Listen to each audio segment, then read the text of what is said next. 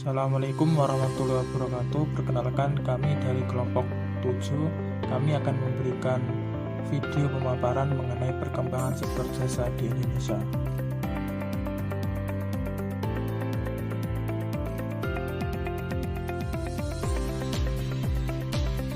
Yang pertama, saya akan memperkenalkan kelompok kami terlebih dahulu.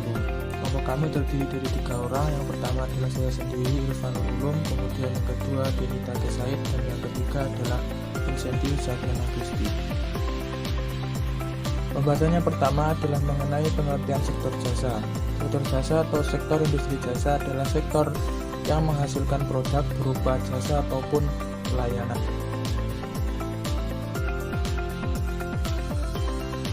Sektor jasa yang kami bahas pada video kali ini ada 3, yaitu yang pertama infrastruktur dan transportasi, kemudian sektor pariwisata, dan yang selanjutnya adalah sektor jasa keuangan. Sektor jasa yang kami bahas pertama adalah mengenai infrastruktur fisik dan transportasi.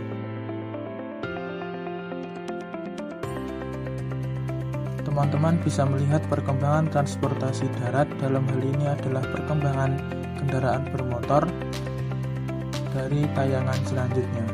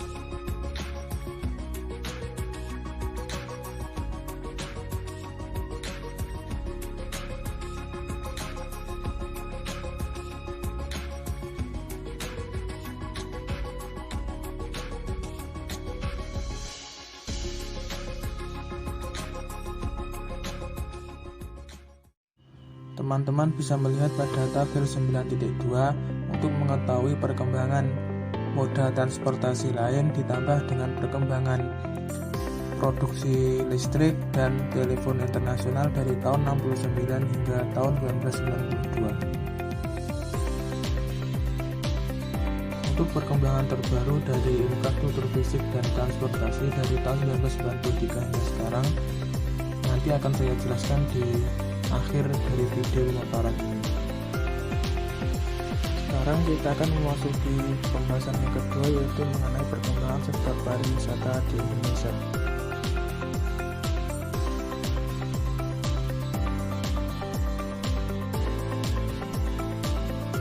Bisa dikatakan bahwa pariwisata merana di tahun 1970-an karena adanya ledakan minyak yang beroperasi melalui nilai tukar, menjadikan Indonesia negara yang relatif mahal untuk dikunjungi, terutama mengingat berbagai fasilitas yang ditawarkan.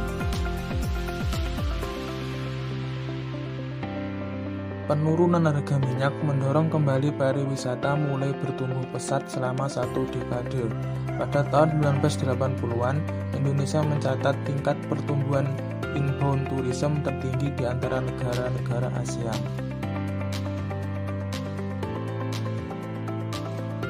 Perkembangan pariwisata domestik juga didorong oleh berbagai faktor. Salah satunya adalah perkembangan umum industri dan fasilitasnya, termasuk berbagai fasilitas akomodasi dan harga yang lebih terjangkau. Pada tahun 1982, tepatnya bulan Desember, pemerintah memberlakukan exit tax atau fiskal bagi warga negara Indonesia yang ditetapkan semula sebesar 150.000 dan meningkat secara bertahap.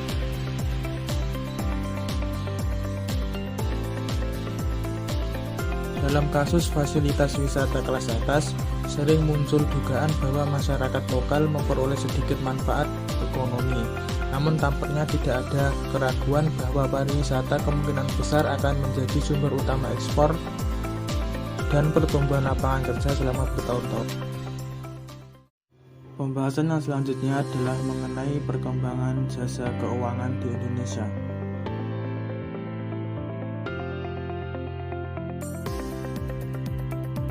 Perkembangan industri jasa keuangan di Indonesia sendiri mencerminkan gabungan dari pertumbuhan yang cepat dan juga reformasi regulasi.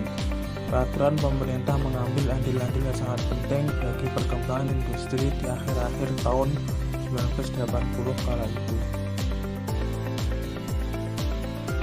Teman-teman bisa melihat perkembangan jumlah bank dan cabangnya pada tahun 1969 hingga tahun 1993 dari tabel tersebut.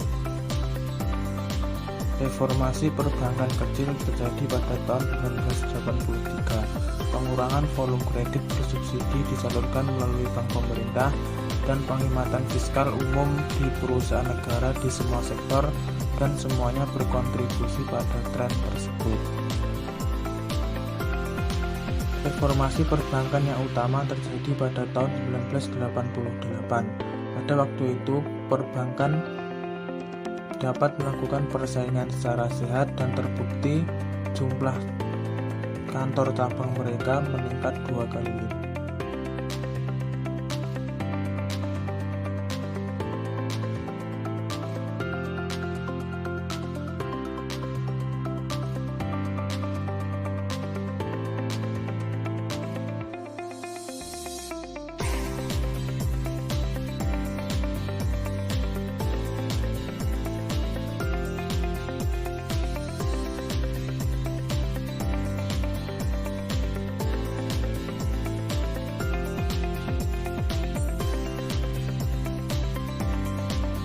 Aspek lain dari perkembangan industri jasa keuangan adalah perkembangan pasar saham. Pasar saham Jakarta kala itu tetap kecil menurut standar regional, masih kurang dari 10% baik dibanding Singapura ataupun Kuala Lumpur.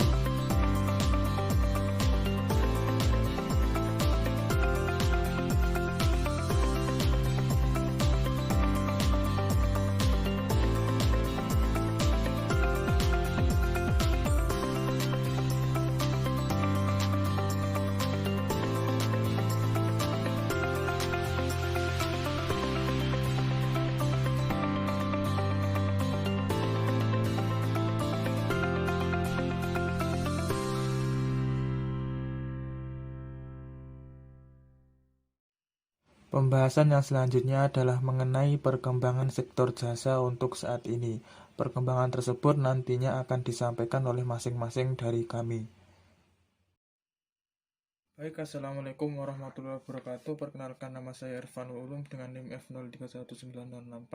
Saya akan memberikan penjelasan singkat mengenai perkembangan infrastruktur Indonesia untuk saat ini dan bagaimana daya saingnya dengan negara-negara lain di Asia Tenggara. Data ini saya dapat dari databox.co.id dan ini berasal dari data tahun 2019. Baik, saya akan membacakan. Untuk daya saing infrastruktur Indonesia masih tertinggal dibanding negara-negara kawasan Asia Tenggara seperti Singapura ataupun Malaysia. Namun, Indonesia lebih baik dari Vietnam maupun Filipina. Wilayah yang terbentuk kepulauan dengan luas 5,1 juta km persegi dan terbentang dari Sabang sampai Merauke menjadi tantangan bagi pemerintah untuk meningkatkan daya saing infrastruktur nasional. Dalam laporan The Global Competitiveness Report 2018, skor pilar infrastruktur Indonesia berada di level 66,8 dari skala 0 sampai 100 dan berada di peringkat 71 dari 140 negara yang disurvei. Di tingkat ASEAN, Indonesia berada di posisi kelima di bawah Thailand dan di atas Vietnam. Skor daya saing infrastruktur Indonesia tersebut terpaut 28,88 poin dari Singapura yang merupakan negara dengan peringkat daya saing tertinggi di Asia Tenggara maupun di tingkat global. Hai semua, kita masuk sektor jasa berikutnya adalah pariwisata. Berikut adalah penjelasan bagaimana perkembangan pariwisata hingga saat ini dan bagaimana pariwisata Indonesia menjadi core ekonomi negara menuju kelas dunia.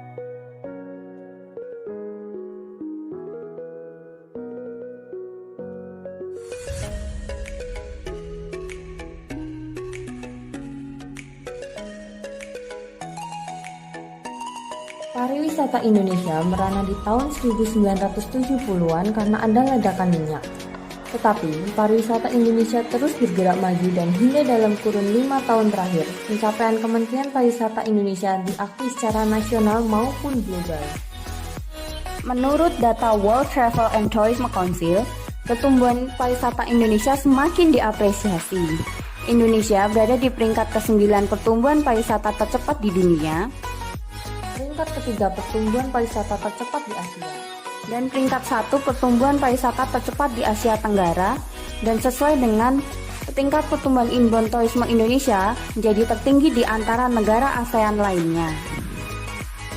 Pertumbuhan kunjungan wisata Indonesia terus meningkat mencapai 12,58% di level nasional sepanjang tahun 2018. Rata-rata pertumbuhan tahunan wisatawan mancanegara mengalami peningkatan dari tahun 1970 hingga 2018. Selain itu, branding Wonderful Indonesia semakin mendunia dengan banyaknya penghargaan yang diberikan dari berbagai negara di dunia. Dari tahun 2019 hingga 2020, industri pariwisata diproyeksikan menyumbangkan devisa terbesar di Indonesia dengan target 20 miliar dolar Amerika Serikat. Adanya semua pencapaian itu merujuk menjadi nawacita Indonesia dan cross-border tourism menjadi senjata pamungkas Kementerian Pariwisata untuk merebut target wisatawan mancanegara. Kunjungan wisatawan mancanegara per tahun 2019 melalui border tourism naik secara signifikan menjadi 2.718.466 dengan jumlah cross-border event yang selalu mengalami kenaikan dari 74 event di tahun 2016 dan menjadi 98 event di tahun 2018. Pengembangan sumber daya manusia masyarakat dan industri pariwisata merupakan kunci pengembangan industri kelembagaan. Pengembangan sumber daya manusia melalui pelatihan dasar kepariwisataan bagi mahasiswa dan guru bertujuan meningkatkan kesadaran kepariwisataan sehingga mampu meningkatkan ekonomi dan perkembangan industri pariwisata.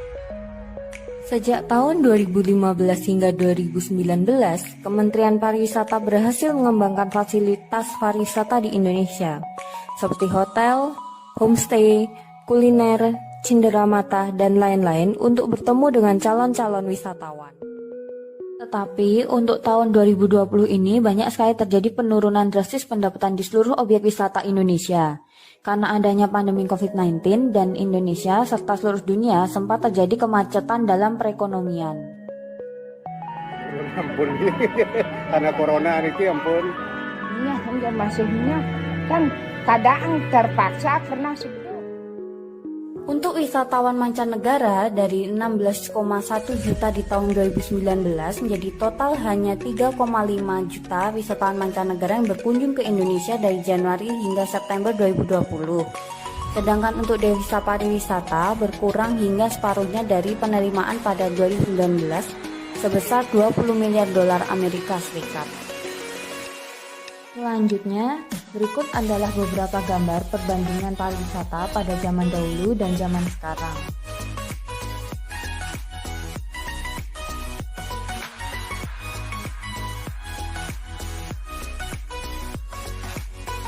Kesimpulan dari penjelasan sebelumnya adalah sejak tahun 1970 hingga 2019 sudah terjadi banyak perkembangan dalam industri pariwisata di Indonesia dan terjadi banyak peningkatan dalam jumlah wisatawan dan devisa pariwisata. Tetapi walaupun sudah banyak kemajuan dalam industri pariwisata di Indonesia, untuk tahun 2020 ini sedang mengalami namanya pandemi COVID-19. Pandemi COVID-19 ini menyebabkan banyak negara di seluruh dunia yang menutup akses perjalanan antar negara mereka untuk melindungi semua orang dari penularan virus COVID-19 di seluruh dunia. Ditutupnya akses perjalanan antar negara ini menyebabkan banyak objek wisata di Indonesia yang tidak beroperasi karena tidak ada pengunjung. Tidak beroperasi objek wisata ini juga menambah krisis dan macetnya ekonomi di seluruh dunia dan di Indonesia. Jadi, untuk tahun 2020 ini, jumlah wisatawan dan devisa pariwisata mengalami penurunan atau yang bisa disebut kemerosotan secara drastis.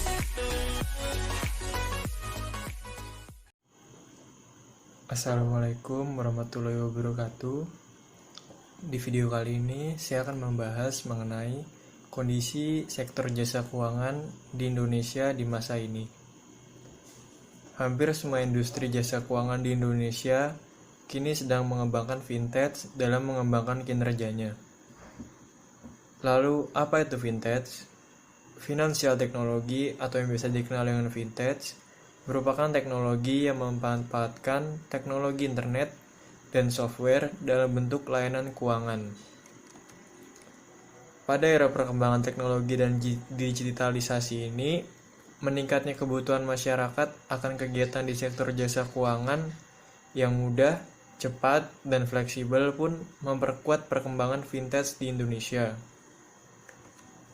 Saat ini, berdasarkan inovasi yang dilakukan oleh pengusaha jasa keuangan, perkembangan vintage di Indonesia berkembang pesat di 3 sektor jasa keuangan, yaitu yang pertama adalah industri perbankan, yang kedua industri pembiayaan dan investasi, dan yang ketiga industri asuransi. Untuk yang pertama, industri perbankan, melalui vintage, sektor perbankan di Indonesia mengembangkan beberapa hal yang dapat mempermudah dan mempercepat transaksi keuangan. Melalui layanan digital banking, nasabah dimudahkan untuk memperoleh informasi, melakukan komunikasi, registrasi, pembukaan rekening, transaksi perbankan, dan juga penutupan rekening. Fitur inovasi digital lainnya juga meliputi e-wallet dan uang elektronik yang dapat mengganti budaya masyarakat yang sering membawa uang tunai. Kemudian di urutan kedua ada industri pembiayaan dan investasi. Pada sektor pasar modal, beberapa lembaga jasa keuangan sudah melakukan digitalisasi produk-produknya. Digitalisasi ini meliputi proses pencarian informasi, pendaftaran, dan pembukaan rekening, hingga pelaporan kegiatan investasi. Hal yang sama juga terjadi pada sektor pembiayaan, di mana dengan adanya digitalisasi dan pengembangan inovasi produk, perusahaan pembiayaan mulai menyediakan layanan online guna mempercepat proses yang biasanya dihindari konsumen dengan alasan lamanya waktu proses pengajuan kredit. Di urutan ketiga ada industri asuransi. Kebutuhan masyarakat akan perlindungan risiko atas terjadinya kerugian mulai menjadi hal yang diperhatikan dan menjadi kebutuhan bagi sebagian masyarakat Indonesia saat ini. Hal ini terus ditandai dengan makin banyaknya perusahaan asuransi yang berkembang di Indonesia. Beberapa perusahaan asuransi menyediakan layanan dari mulai pendaftaran hingga pembelian produk asuransi dilakukan secara online dan tidak perlu mendatangi perusahaan atau agen asuransi. Fitur lainnya juga yang disediakan ialah pengajuan klaim secara online dengan cara konsumen hanya membutuhkan dokumen-dokumen dan bukti-bukti yang diperlukan dalam pengajuan klaim. Inovasi dan pengembangan digital dalam industri asuransi juga menyediakan informasi yang memudahkan para pemegang polis asuransi untuk mendapatkan informasi terkait produk asuransi yang digunakan. Kemudian kondisi industri jasa keuangan selama pandemi. Menurut OJK, ketidakpastian di pasar keuangan terpantau sedikit meningkat, didorong antara lain oleh penyebaran COVID-19 di beberapa negara yang kembali meningkat, serta tensi geopolitik yang meningkat akibat memanasnya kembali perang dagang antara Amerika Serikat dengan Tiongkok. Meningkatnya ketidakpastian tersebut mendorong kenaikan volatilitas di pasar keuangan global dan domestik selama September 2020. Kemudian, intermediasi industri perbankan pada Agustus 2020 tercatat masih tumbuh positif sebesar 1,04% year-over-year. Sedangkan dana pihak ketiga mampu tumbuh di level sebesar 11,40% year-over-year, didorong oleh pertumbuhan buku 4 yang mencapai 15,37 year-over-year. Sementara itu, industri asuransi tercatat mampu menghimpun pertambahan premi sebesar 20,5 triliun.